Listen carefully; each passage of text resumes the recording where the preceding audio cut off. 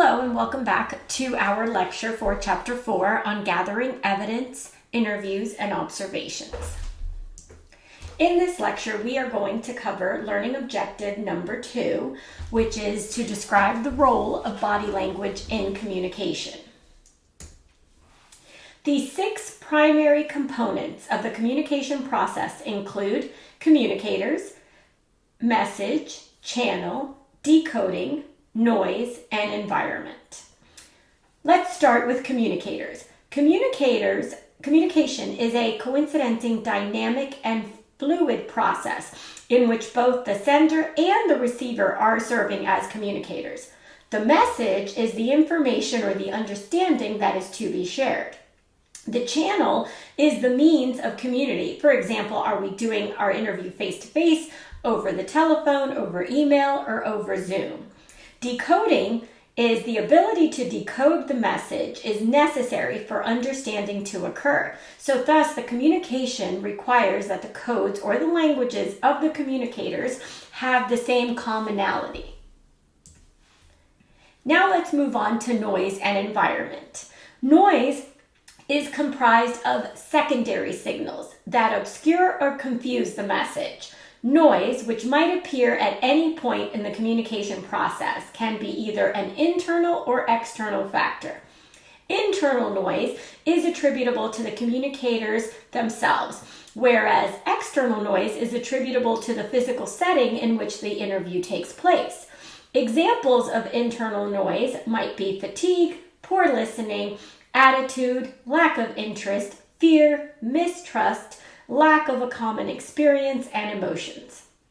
External noise can be manifested as distractions, maybe a bad phone connection, internet problems, or the time of day. The environment is the aspects of the communication environment might include both physical factors such as the location and personal factors like the individual experience, cultural backgrounds of those that are doing the communication. Communication involves several skills, such as active listening, encoding and decoding messages, observing such nonverbal communications like body language, and recognizing and managing stress and emotion, both that of yourself and those of others. So now let's talk about active listening. An effective interviewing requires active listening. Active listening involves an individual's undivided attention, both with the individual's eyes and ears. Active listening on the part of the interviewer not only facilitates accurate collection of information, but demonstrates an interest in what the interviewee is saying. Interest is demonstrated by letting the speaker finish their response without interruption and accepting the response without judgment. Then the interviewer can confirm an understanding by repeating in their own words what the interviewee's response was. In addition, to confirm, this repeat strategy can also enable the interviewer to test for emotion, such emotion as anger, stress, or frustration, and it also helps to build rapport between the interviewer and the interviewee. So active listeners look for a balance between the interviewee's words and body language. So body language is what you are saying without actually saying a single word. It involves communicating with movement or position of your body, of your human body, both that consciously and unconsciously. So research indicates that roughly 55% of all communication is done through the form of body language, whereas 35% is done through their tone of voice, and only about 10% is really communication through the content of words. So the importance of understanding body language is overemphasized. So the discussion of body language is framed with several cautionary regards. Because body language varies among culture, there is no universal body language. So that you have to think about the cultural context in order to frame your consideration of body language.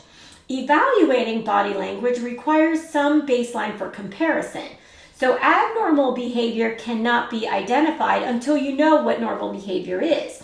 Thus, it is necessary for an interviewee to kind of have a framework for normal body language of the interviewee before he can make any assessments. Body language is a two-way form of communication, so the interviewee is also reading the interviewer's body language.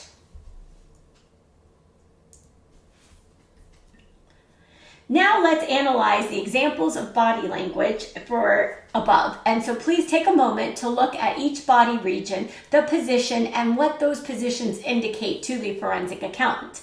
So as we're looking at this, when we see hands, depending if they're palms up or palm down, would be if they're inviting or dominating. Heads, if you're nodding, you're usually in agreement. If you're angling up, you're signaling your superiority.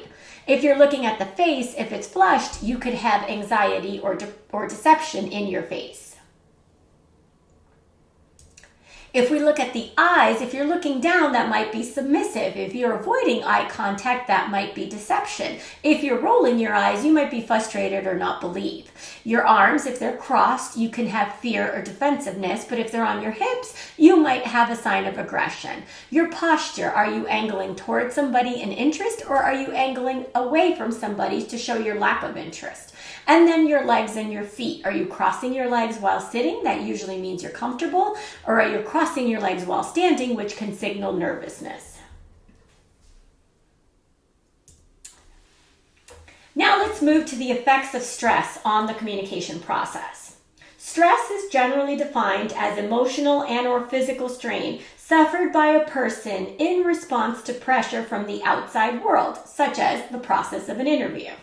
So from a psychological perspective, its purpose is to act as a stimulus or an alarm to any unusual or unexpected situation that might threaten a person's normal state. So stress inhibits our effective communication because it creates internal noise that negatively impacts our ability to listen and to think clearly.